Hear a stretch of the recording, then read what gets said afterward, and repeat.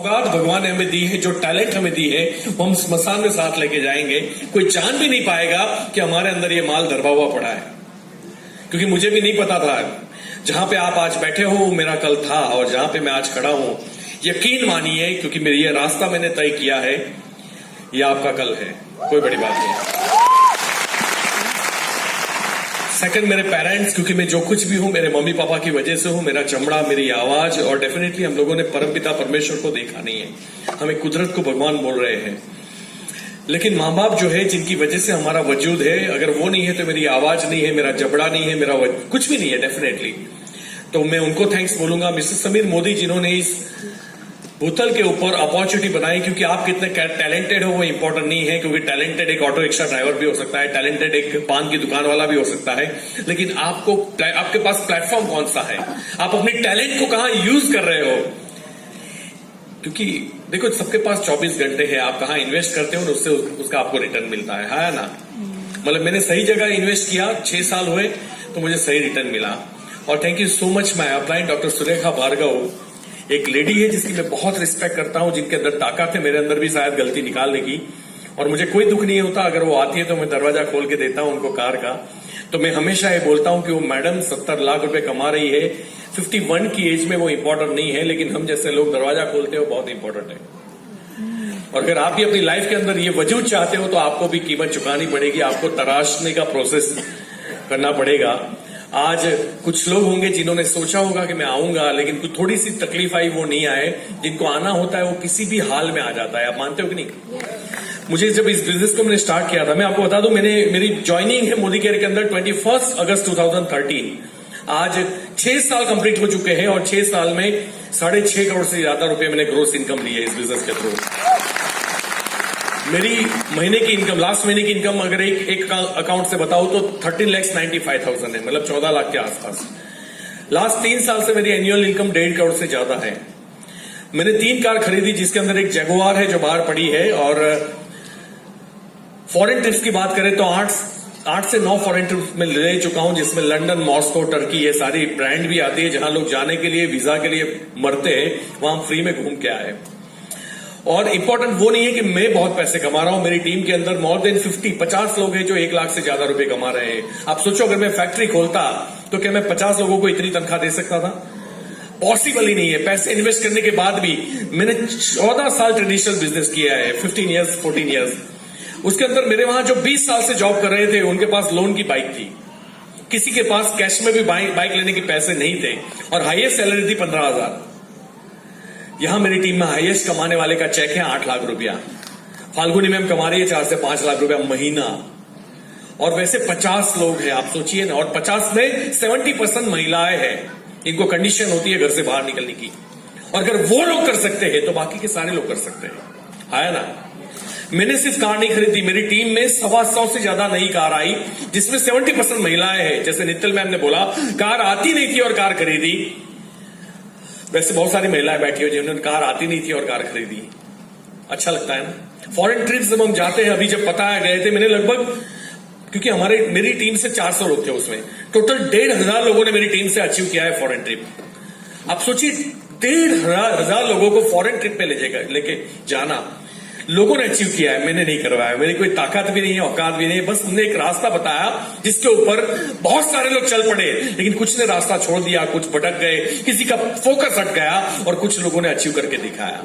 वो उनमें से 1500 लोग, और 1500 में से 1400 लोग ऐसे थे जो फर्स्ट टाइम फ्लाइट में बैठ रहे थे। और इसलिए मैं कहता हूं कि भैया, अमीरों को बहुत अमीर बना लिया, आओ चलो मिलके कुछ गरीबों को अमीर बनाते हैं।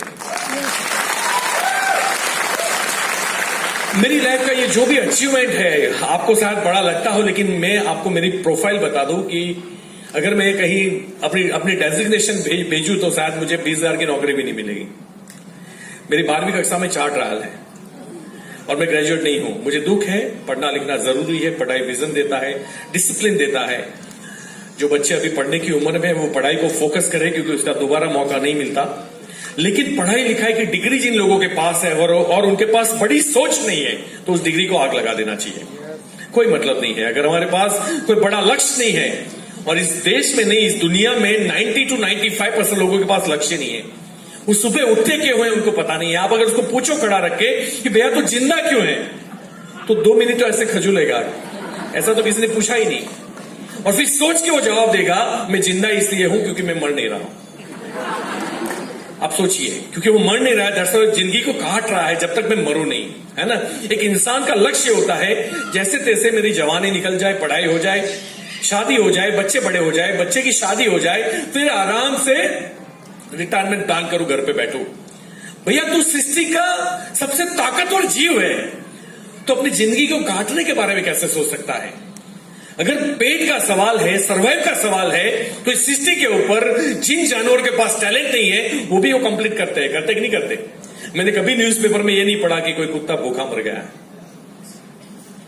कहीं टकरा के मरा होगा, भूखा मर गया आपने सुना नहीं, ये पॉसिबल है। अगर कुत्ते को 2 टाइम खाना मिलता है तो वी आर ह्यूमन, हम उसके लिए क्यों काम कर रहे हैं। हमारे पास बड़ा लक्ष्य होना चाहिए और अपनी ताकत को पहचानिए। We are human.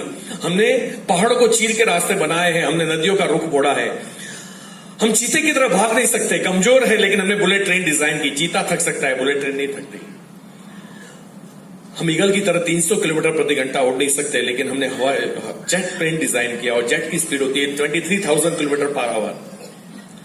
अब सोचिए उस इंसान का बच्चा होके तो ये बोलता है कि मेरे से होगा कि नहीं। अरे ऐसे सेमिनार्स अटेंड करने के बाद भी लोग बाहर जाके क्या बोलते पता है, चलो जो ये ट्राई करिए।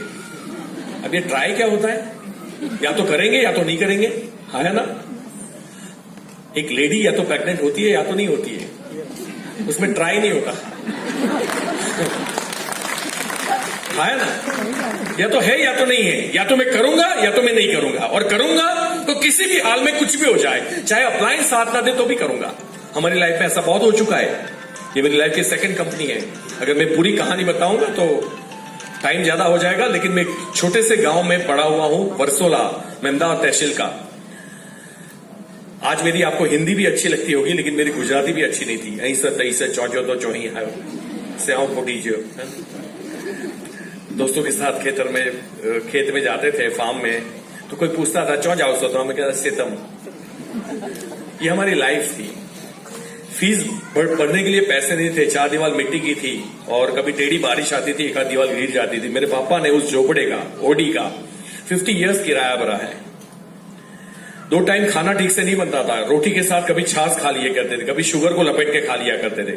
फ्रैंकी की खोज बाद में हुई, सबसे पहले हमने की थी, स्वीट फ्रैंकी। और आपको शायद हो सकता हो कि मैं बहुत दुखी था, मैं बिल्कुल दुखी नहीं था।